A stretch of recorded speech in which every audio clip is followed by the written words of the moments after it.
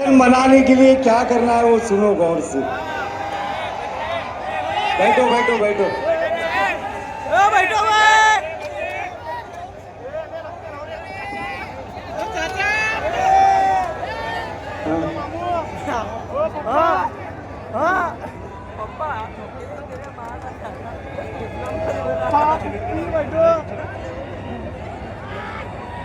बस आज यहाँ पर शहर सोलापुर में विधानसभा इलेक्शन मध्य सोलापुर विधानसभा क्रमांक 249 इसके प्रचार निमित्त यहाँ जो पांगल स्कूल ग्राउंड में एक छोटी सी सभा, हम लोग ने सोचे थे छोटी सी सभा होगी, लेकिन यहाँ तो सरों का समंदर दिख रहा है। इसका जो आयोजन किया गया है आज इसके मौके पर, आज मंच पे उपस्थित ऑल इंडिया मजलिस इत्तेहादुल मुस्लिमीन के सदर आली जनाब बैरिस्टर असदुद्दीन ओवैसी साहब, मेरे बड़े अब्बा फजल शाब्दी साहब, मेरे वालिद मकबूल शाब्दी साहब, और अभी अभी जो हमारे स्टेज पे तशरीफ लाए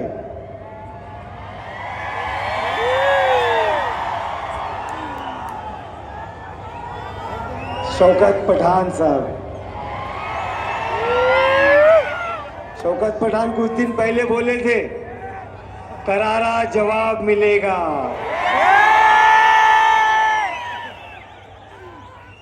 तो ये था क्या पठान साहब?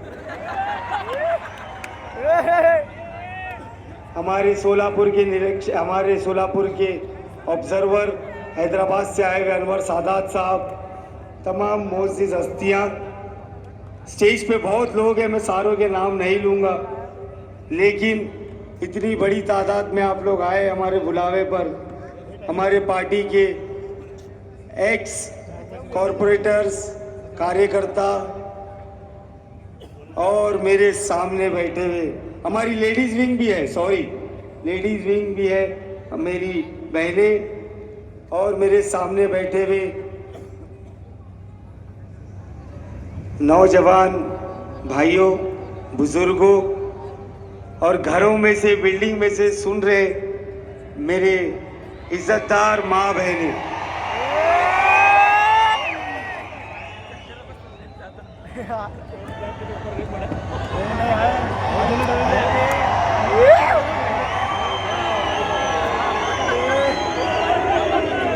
अरे अभी बोलूंगा जब चिल्लाओ, अभी बहुत बोलने वाला हूँ, चिल्लाने वाला।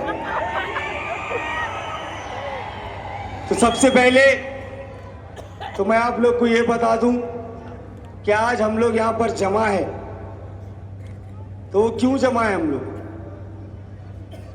आज फारूक शाब्दी ही नहीं, फारूक शाब्दी की पार्टी ही नहीं, मजलिस इत्तेहादुल मुस्लिमीन के तमाम ओहदेदार ही नहीं, सोलापुर शहर का हर शख्स, हर बंदा, वो चाहे किसी भी समाज का हो, वो चाहे मुस्लिम हो, दलित हो, हिंदू हो, क्रिश्चियन हो, चाहे कोई भी समाज का हो, वो आज सोलापुर शहर में ये माहौल बन चुका है कि सब लोग अपने आप को फारूक शाब्दी समझकर ही काम कर रहे हैं। कर रहे हैं क्या नहीं? कहाँ गए सुहा? मैं भी शाब्दी बोलते।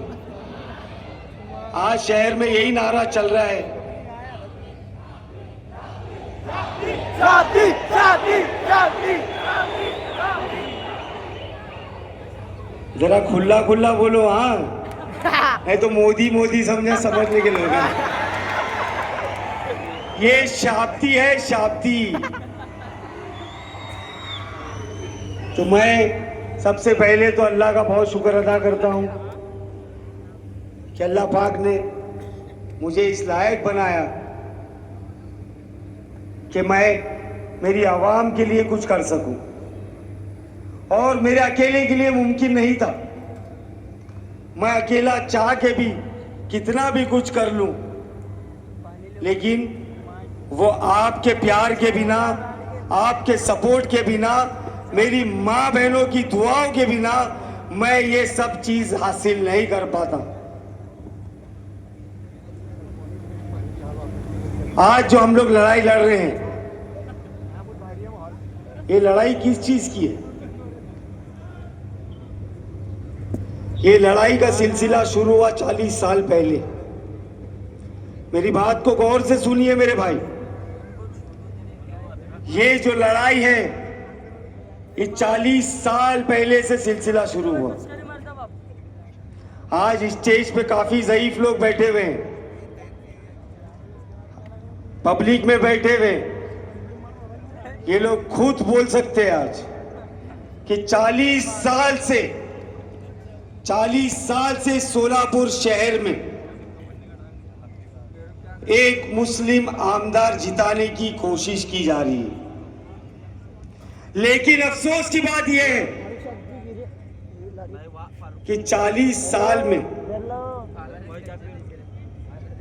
हमारी तादाद होने के अलावा, हम सब को लेकर चलने के बावजूद, सब समाज को अपना मानने के बावजूद, 40 साल से जो बीड़ा खैरदी साहब ने उठाए थे, सलीम कलियानी साहब ने उठाए थे, 2014 में इलेक्शन हुआ तो हार मिली, 2019 में इलेक्शन हुआ तो हार मिली, तो ये हमारा सपना अधूरा ही रह गया।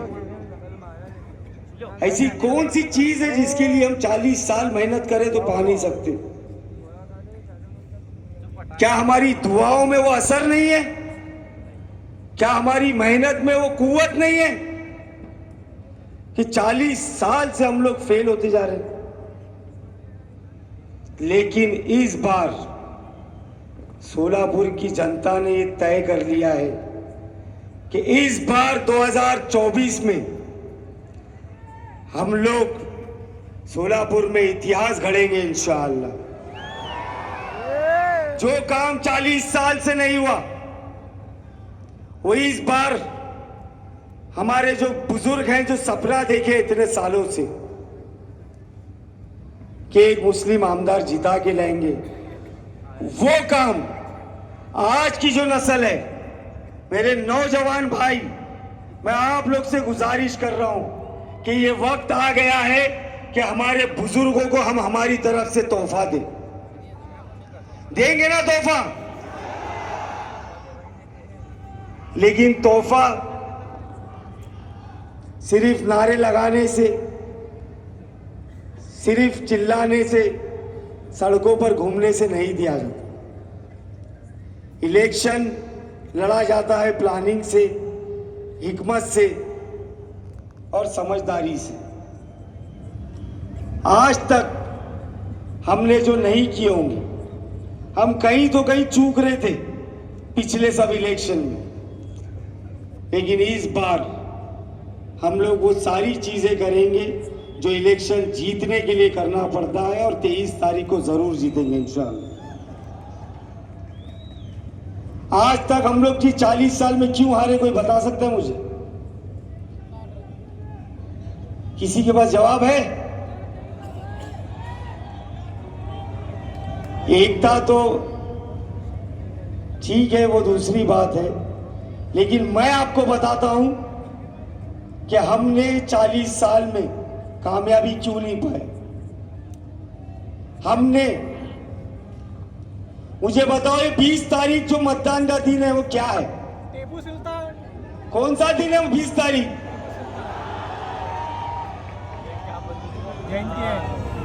हमने 40 साल तक ये इलेक्शन के दिन को सिर्फ मतदान का दिन समझा, इसीलिए शायद हम कामयाब नहीं हुए।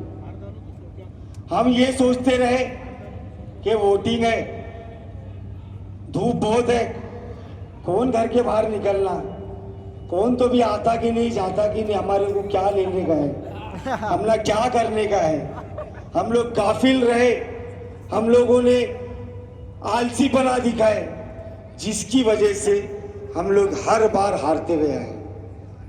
तो मैं आप लोग से ये बोलना चाहता हूं कि इस 20 तारीख को अगर फिर से आप लोग ये सोचेंगे ये खाली मतदान का दिन है, तो बड़े अफसोस के साथ बोलना पड़ रहा है कि फैसले कुछ भी हो सकते हैं। इस 20 तारीख को हम लोगों को ये साबित करना है, हम लोगों को ये दिखाना है कि सोलापुर में भाईचारगी अगर जिंदा रहेगी तो ये 20 तारीख को हम सब मतदान करना है इंशाल्लाह। इस सोलापुर में एकता और अखंडता रखने के लिए 20 तारीख को मतदान केंद्र तक जाना है। इस सोलापुर में जातिवाद को बढ़ावा नहीं देने के लिए 20 तारीख को हमको मतदान केंद्र तक जाना है। इस सोलापुर में हमारे आने वाली नस्लों का भविष्य अगर हमको सुधारना है, मुस्तकबिल सुधारना है, तो हमको मतदान केंद्र तक जाना है। इस 20 तारीख को अगर हम चाहते हैं कि हमारी माँ बहनें जो जिंदगी भर बीड़ी बना रही है, दूसरों के घर के बर्तन मांज रही है, तो हमको 20 तारीख को मतदान केंद्र तक जाना है।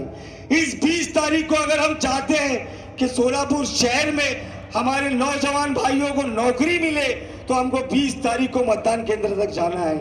इस 20 तारीख को अगर हमको दिखाना है